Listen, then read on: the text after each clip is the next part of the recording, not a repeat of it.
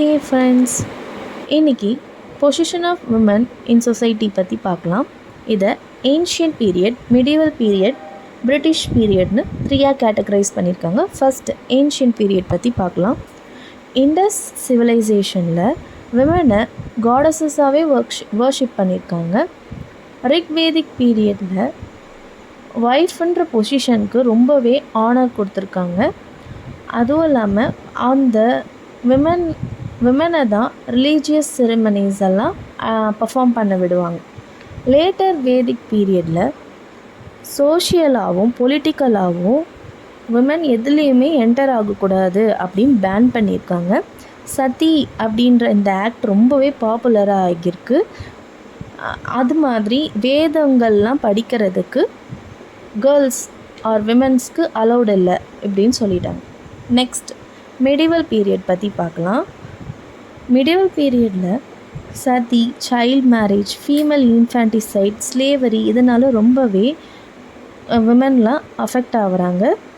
Rich மெம்பர்ஸ்னால் நிறையா கல்யாணம் பண்ணிக்கிறாங்க.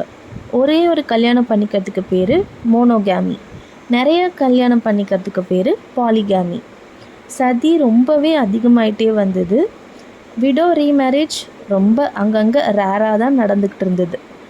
ராஜ்புட் குயின்ஸ்லாம் ஜார் அப்படின்ற ஒரு தீமை கையாளுறாங்க. விச் மீன்ஸ் ஜார்னால் ராஜ்புட் அந்த கிங் வாரில் தோற்று போயிட்டா அந்த ராஜ்புட் குயின் அவங்களுடைய பணிப்பெண்களோடு சேர்ந்து ஒன்றா தீயில இறங்கிடுவாங்க. இதை தான் ஜார் சொல்கிறாங்க. ஆனால் இதே மாதிரி இருக்க இந்த மிடிவல் பீரியட்லேயும் அக்பர் ரொம்பவே உமனோட எஜுகேஷனுக்கு கொஞ்சம் ஹெல்ப்ஃபுல்லாக இருக்காருன்னு சொல்லியிருக்காங்க. அதுவும் இல்லாமல் நிறையா பேரண்ட்ஸ் அவங்களுடைய சில்ட்ரனுக்கு எஜுகேட் பண்ணுறாங்க.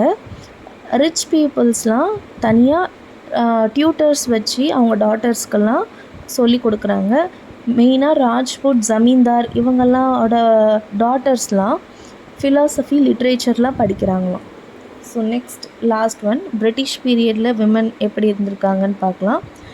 விமன் மென்னை விட ரொம்ப லோவாக தான் ட்ரீட் பண்ணப்பட்டிருக்காங்க. நிறைய ரிஃபார்மர்ஸ் இதனால் மோனோகாமி தான் இருக்கணும் அப்படின்னு ரொம்பவே ஸ்ட்ரகிள் பண்ணுறாங்க. Widow remarriage, education for women இது எல்லாமே வரணுன்ட்டு நிறையா ரிஃபார்மர்ஸ் பிரிட்டிஷ் பீரியடில் ஸ்ட்ரகிள் பண்ணியிருக்காங்க இதுக்காக.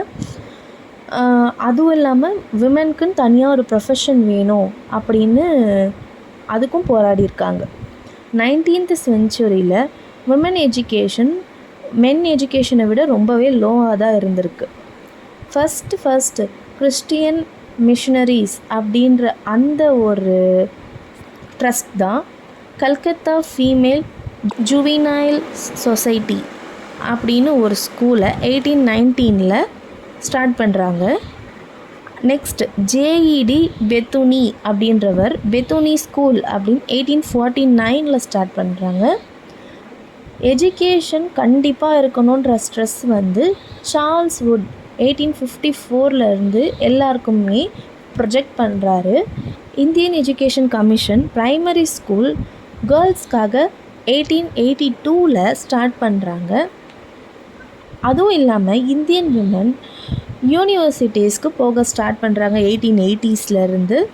அவங்க அதனால யூனிவர்சிட்டிஸ்க்கு போய் என்னென்னலாம் ஆகுறாங்கன்னா டாக்டர்ஸ் ஆகுறாங்க, டீச்சர்ஸ் ஆகுறாங்க, சில பேர் ரைட்டர்ஸாக இருக்காங்க. 1914 விமன் மெடிக்கல் சர்வீஸ் ஸ்டார்ட் பண்ணுறாங்க.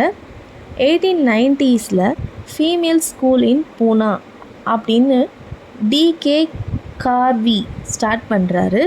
இவர் தான் இந்தியன் விமென்க்கான யூனிவர்சிட்டியும் கட்டுறாங்க 1916 டெல்லியில்.